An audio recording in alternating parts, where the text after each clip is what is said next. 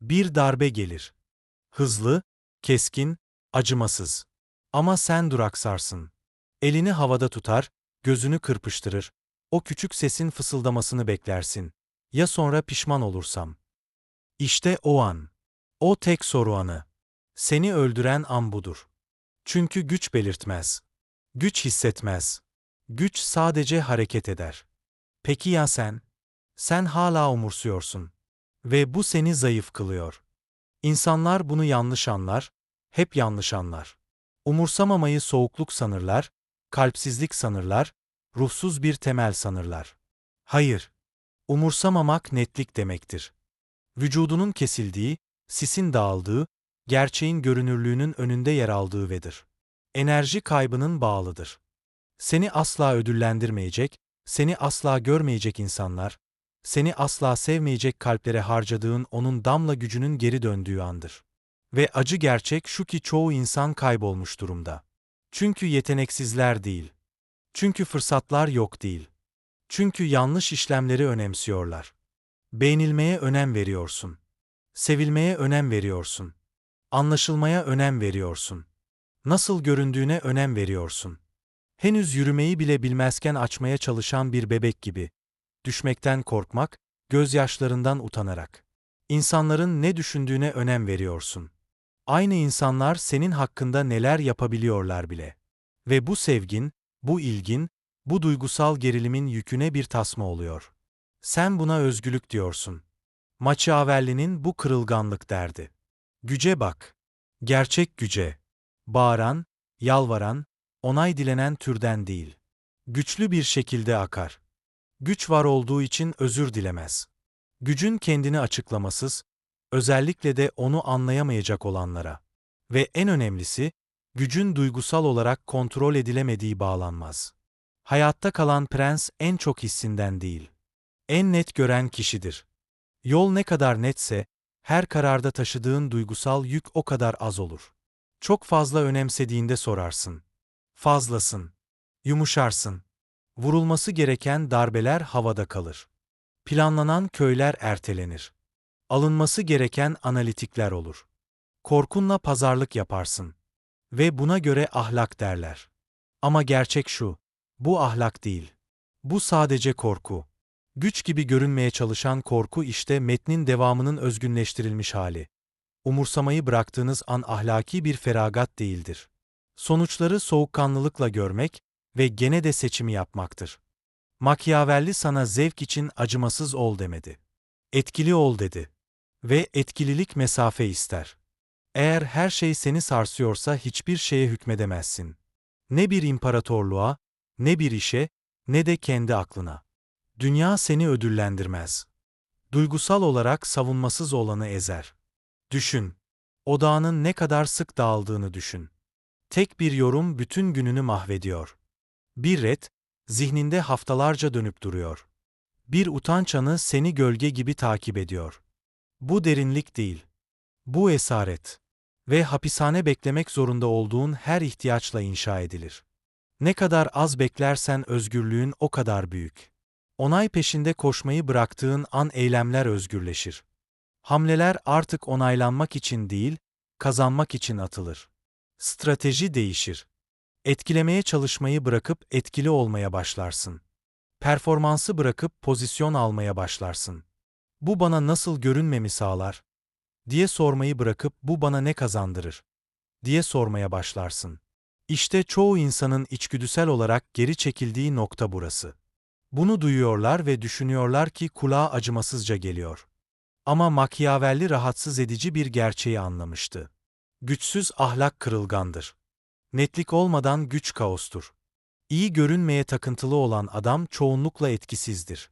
Sonuçlara odaklanan adam gerçekliğin kendisini şekillendirir. Çok fazla umursamak seni tahmin edilebilir yapar. Düşmanların hangi düğmelere basacağını bilir, çünkü sen onları duygularınla işaretlemişsindir. Gurur, ego, güvensizlik, hepsi açıkta. Ve açıkta olan her şey tepkisel hale gelir. Ama umursamayı bıraktığında sessizlik açıklamanın yerini alır. Dinginlik tepkinin yerini alır. Anlaşılmaz hale gelirsin ve insanların bir yerde nasıl başa çıkacaklarını bilemezler. Belirsizlik gücüdür.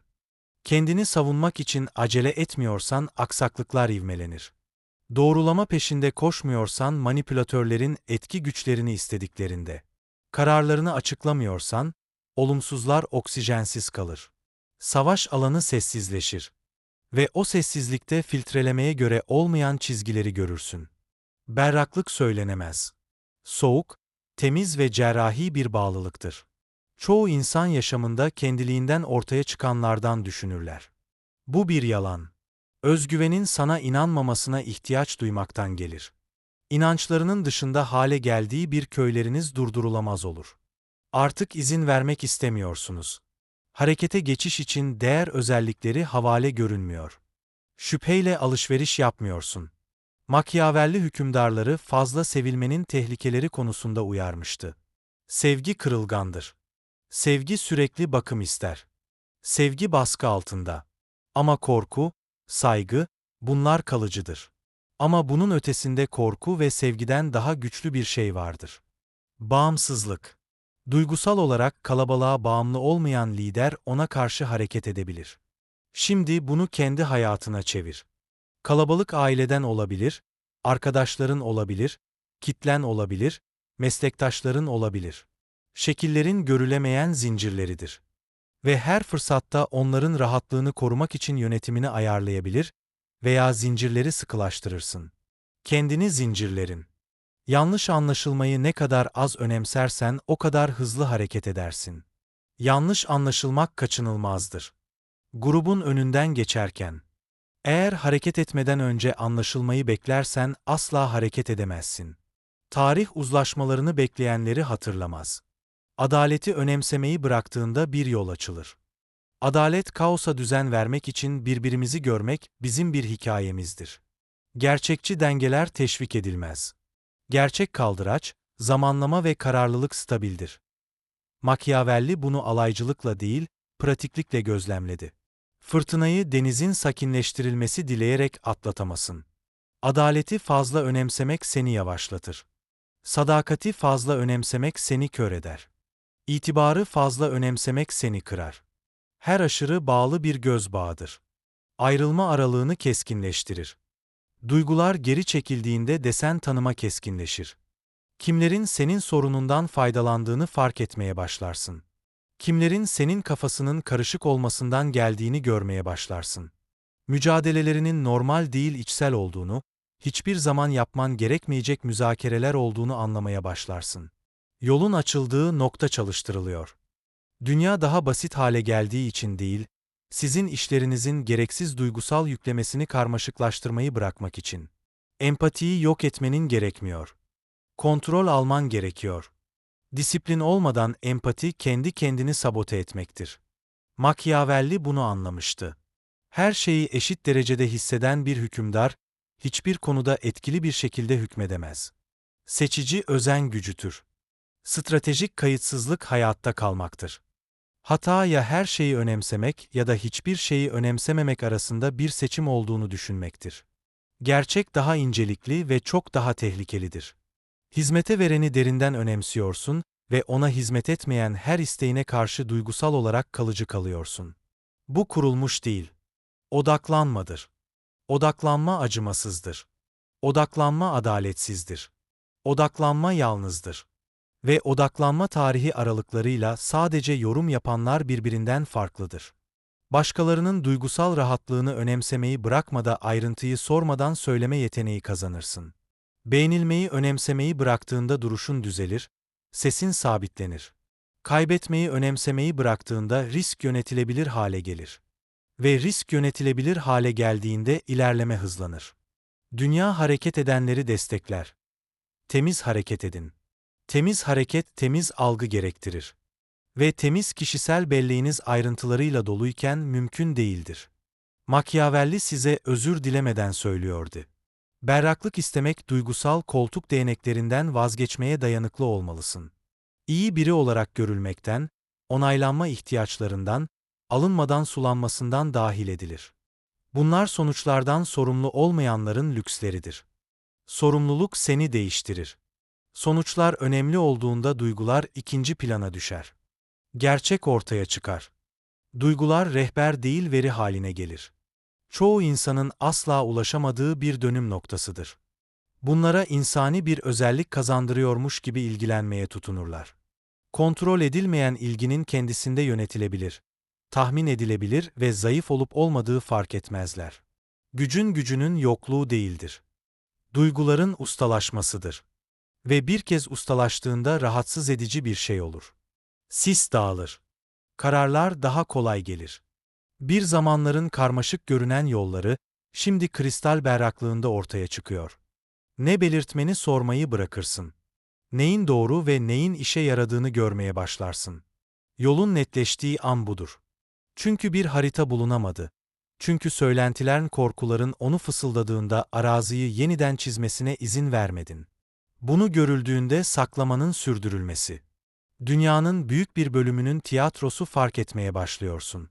Ne kadar çok insanın gerçek bir şey başarmak için değil, bir görüntüde kalması için hareket ettiği. Görüntü pahalıdır. Tüketir. Dikkat ister. Sürekli bakım isteyin.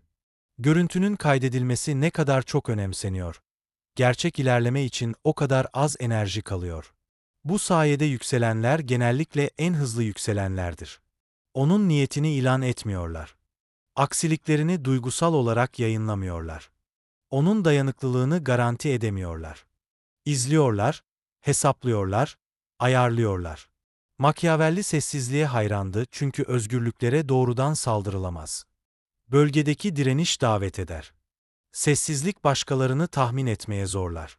Erdemli görünmeyi önemsemeyi bırakmanın sonunda etkili olmakta özgür kalırsın. İlan edilen erdem genellikle güvensizliğin maskesidir. Gerçek disiplin görünmezdir. Gerçek strateji nadiren ilan edilir. O an rahatsız edici, yalıtıcı, bazen hatta yanlış hissettirir. Ama hiçbir zaman ilerlemenin yoldaşlığı olmamıştır. Daha az önemsemek değerlerinden vazgeçilmesinin anlamı yoktur.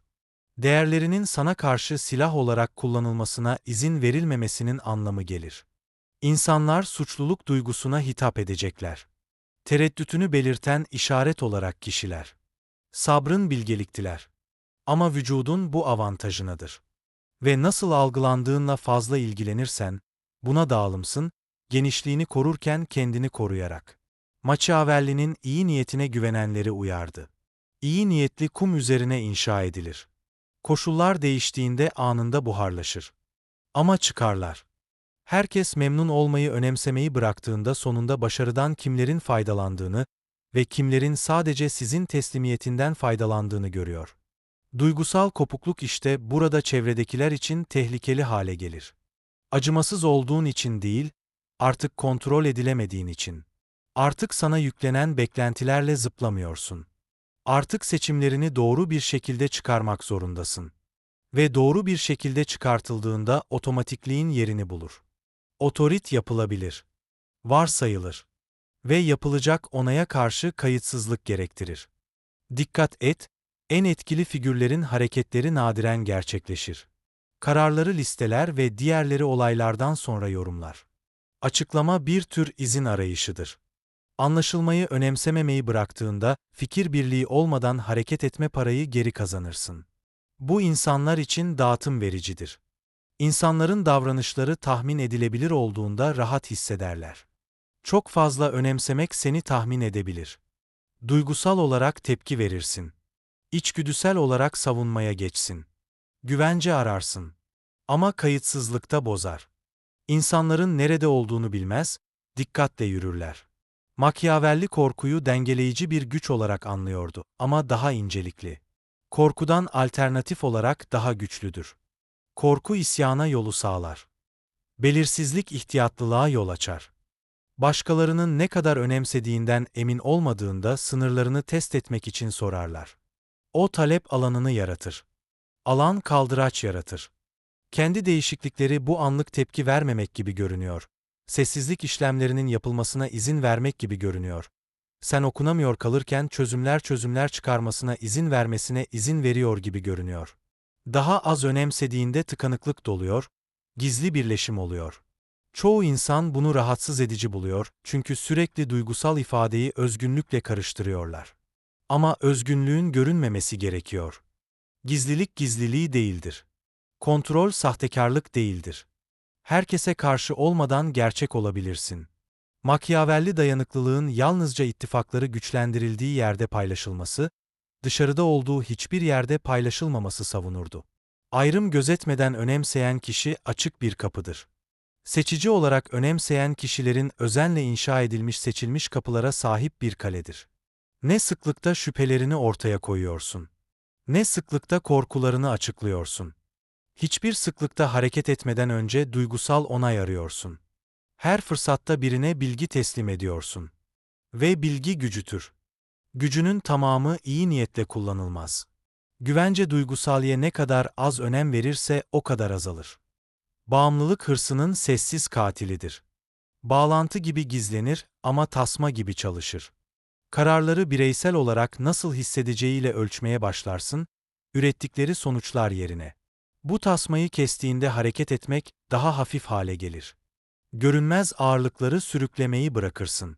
Hayali yargılamalarla açıklama yapmayı bırakırsın. Beklenen tepkilere göre değil gerçekliğe göre hareket edersin. İşte bu nedenle berraklık ilk başta soğuk gelir. Bir zamanlar sana rahatlık veren sıcaklığı ortadan kaldırırsın, seni yavaşlatır bile. Duygusal kopukluk özgürlüğü gibi hissettirmeden önce bir kayıp gibi hissedilir. Ama Machiavelli hükümdarların çoğu zaman izole edildikleri için değil kalpsiz oldukları için değil, sorumluluk almak için yaşadıkları yalnız hissettiklerini hatırlatırdı. Mesafe bakış açısı verir. Bakış açısı desenleri ortaya çıkar. Desenler stratejisiyi şekillendirir. Daha az önemsediğinde özellikleri bırakırsın. Engellerin geri bildirimi haline gelir. Başarısızlığın doğrulanması gelir. Eleştiri gürültü haline gelir. Muhalefet bilgi haline gelir. Hiçbir şey seni istikrarsızlaştıracak kadar derine bölmez. Ve istikrar nadirdir. İstikrarlı duygusal yoğunluktan çok daha fazla takipçi çeker. İnsanlar kayıt etmeyenlere güvenirler, en güçlü histenlere değil, diğerleri kırılırken soğukkanlılığını koruyanlara güvenirler. Soğukkanlılık kayıtsızlık değildir. Kısıtlamadır. Ve kısıtlama bir güç biçimidir. Yol ne kadar net olursa bir zamanların bölünmesi olarak gizlenmiş pek çok dikkat dağıtıcı unsurun bozulması o kadar çok varırsın. İhtiyacın olmayan davetliler. Kazanman gerekmeyen tartışmalar. Ele alman gerekmeyen görüşenler. Daha az önemsemek bu kapıları otomatik olarak kapatır. Enerji biriktirmeye başlasın. Bir zamanlar dağılmış olan enerji yoğunlaşır. Yoğunlaşma gücü artar. Odaklanmış bir zihin karmaşıklığı bir bıçağın kumaşı kesişimi gibi keser. Machiavelli şansının hazırlıklı olanların yanında olduğu, zamanının belirlendiği hareket edenlerin yanında olduğu gözlemlendi. Onun olası sonucu duygusal olarak iç içe geçmekte sabit kalmakta. Tereddüt edersin, gerçeklerin yerine tarzında tartar. İlgilenme sürecinde zamanlama iyileşir. Kendisinin duygusal olarak hazır performansında değil, fırsat kendini gösterdiğinde vurursun.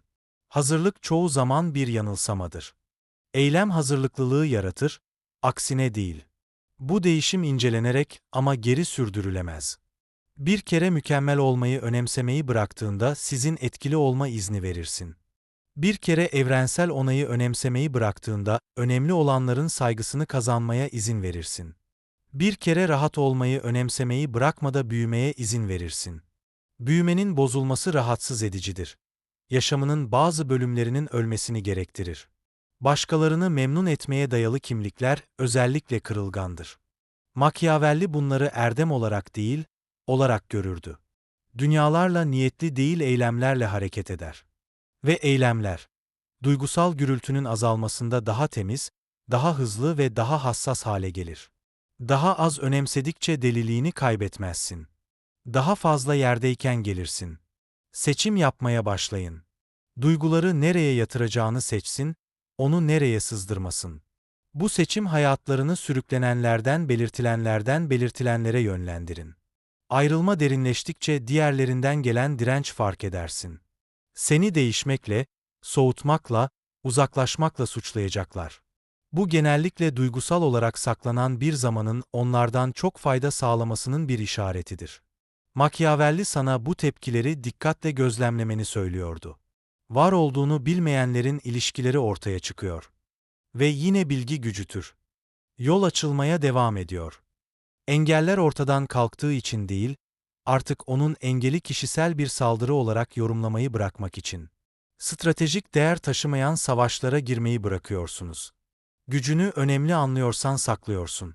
İşte burada birçok kişinin kayıtsızlığı kibir olarak yanlış anlıyor.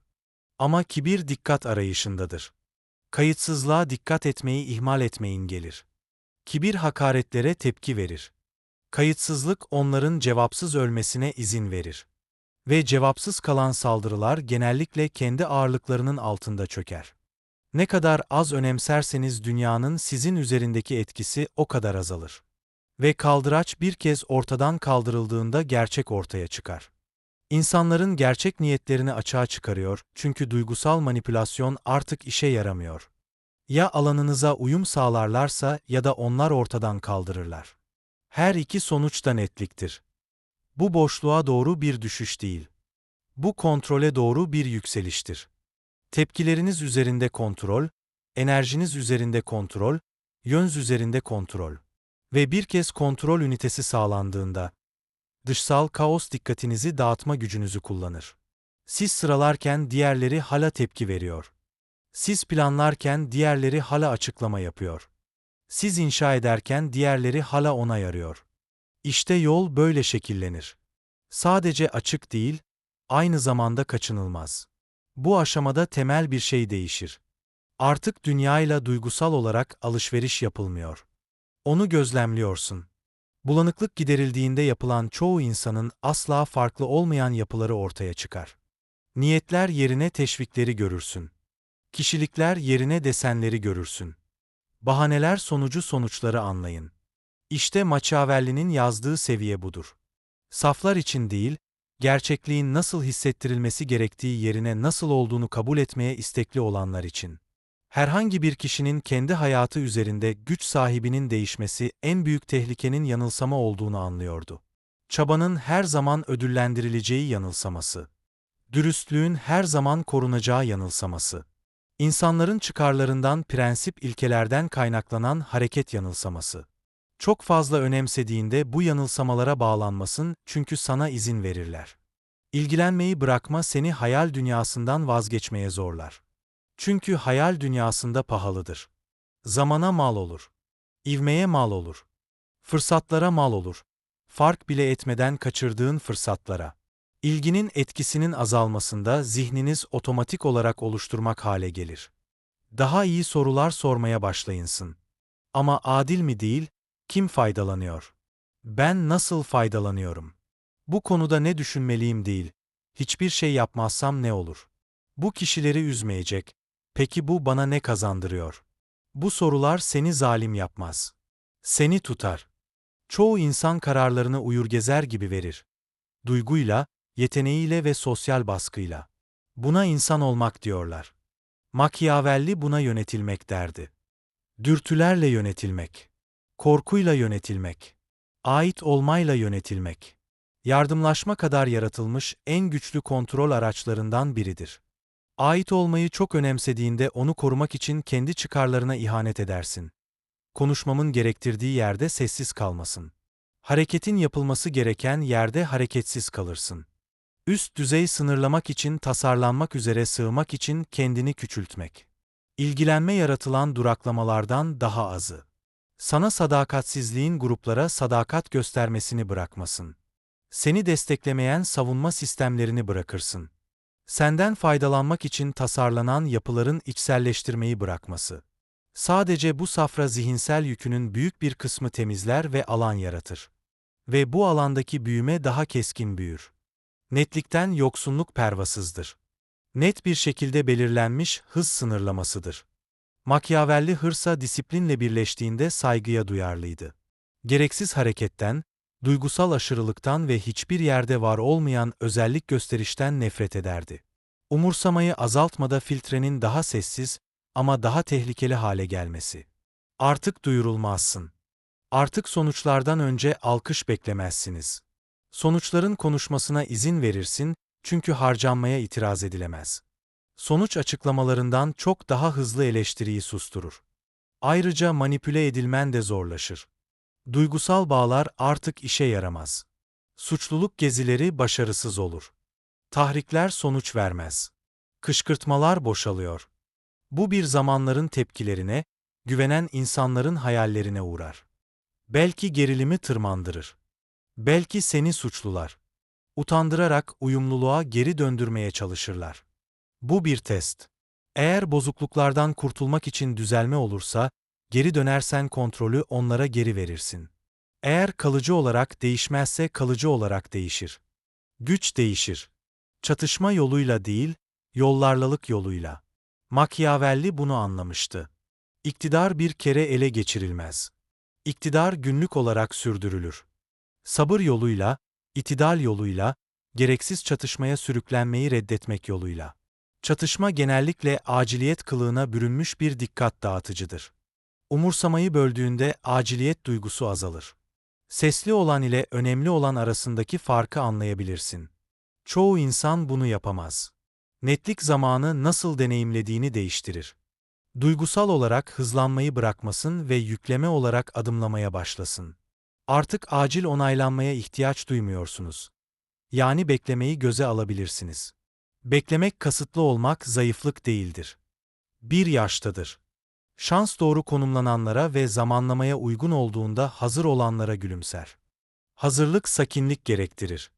Sakinlik duygusal kontrol gerektirir.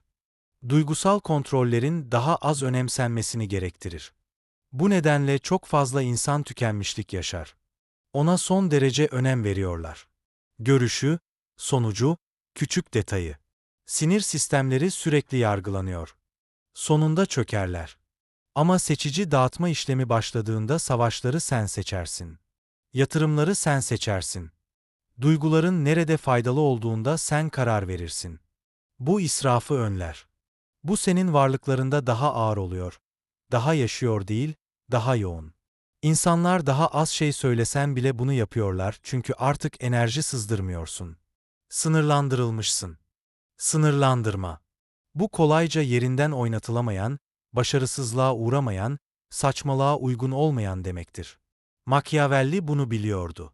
Algılanan istikrar bağlılığı artar. İnsanlar her şey değişirken sabit görünene yönelir. Aynı zamanda içsel diyaloğun sessizleşmesi. Kaygı beslenecek malzemeyi seçin. Varsayımsal yargıları önemsemeyi bırakmada, belleğiniz sonsuz reddedilme işlemlerini çalıştırmayı bırakır. Zihinsel berraklık duygusal berraklığı takip eder. Daha düzgün düşünsün. Daha hızlı karar verirsin. Daha hızlı iyileşirsin. Başarısızlığında artık seni tanımlamaz. Sana bilgi verir. Anden Fedelansın. Kendini suçlamadan sonuçları çıkarırsın. Draması olmadan uyum sağlarsın. Bu dokuya maruz kalmış muazzam bir avantajdır. Çoğu insan yıkıldığı için değil başarısızlık kimliklerini yaraladığı için bırakır. Kimlik artık duygusal onaya bağlı olmadığında başarısızlığın bir ürünüdür. İşte bu özgürlüktür. Çoğu insanın asla deneyimlemediği özgürlük. Aşırı derecede özgür olmanın özgürlüğü. Aşırı mağduriyet yaşamadan özgürlük özgürlüğü. Aşırı düşünmeden özgürleşme özgürlüğü. Sana ait olmayan duygusal stresin taşınmasından kurtulma özgürlüğü. Machiavelli sana nihai hedefin başkaları üzerinde egemenlik ücreti değil koşullar üzerinde hakimiyet maliyeti olduğunu söyledi. Tepkilerin otomatik olması halinde otomatik tepkiler zincirleridir. Ne kadar az önemsersen o kadar az zincir takarsın. Bu hayatı anlamsız kılmaz. Kesinlikle hayatı amaçlıdır. Hala sevinç duyarsın ama daha sessiz ve daha derin. Hala öfkelerinizin ama kontrol altında tutulup yönlendirilmiş olması. Hala üyelerinin ama bu bir seçimdir, kalıcı değildir. Seçim. İşte fark budur. Duygu seçildiğinde sana güç verir. Duygu kontrolsüz bırakılırsa seni tehlikeye atar. Bu devam ettikçe hayat düzenine girmeye başlıyor. Çünkü her şey sihirli bir şekilde düzelmiyor değil. Çünkü duygusal aşırılıklarla kendini sabote etmeyi bırakıyorsun. Sesi yön zannetmeyi bırakıyorsunuz. Hareketi ilerleme ile karıştırmayı bırakıyorsunuz. Yol daha net geliyor çünkü artık aynı anda yöne çekilmiyorsun. Ve işte son ironi. Beğenilmeyi ne kadar az önemsersen genellikle o kadar saygı görürsün. Evrensel hayranlık değil ama daha nadir bir şey. Güvenilirlik, ağırlık, özellik. İnsanlardan birinin ayrılması hiçbir şey aramadığını. Bu ihtiyaç eksikliği dengeyi anında değiştirir. Artık dünyada kim olduğunu sormuyor. Kararı veriyorsun. Ve o karar bir kere verildiğinde ilginin özgürce dolaşmasına izin vermek yerine disiplinli özgürlüğün yolunda ilerlemeye açık hale gelmez. Kaçınılmaz hale gelir. Artık attığı adım geridedir. Onun sessizliği kasıtlıdır. Onun hareketi senindir. Ve artık hiçbir şey kanıtlamayan paraya sahip olmayan kişi kadar güçlü hiçbir şey yoktur.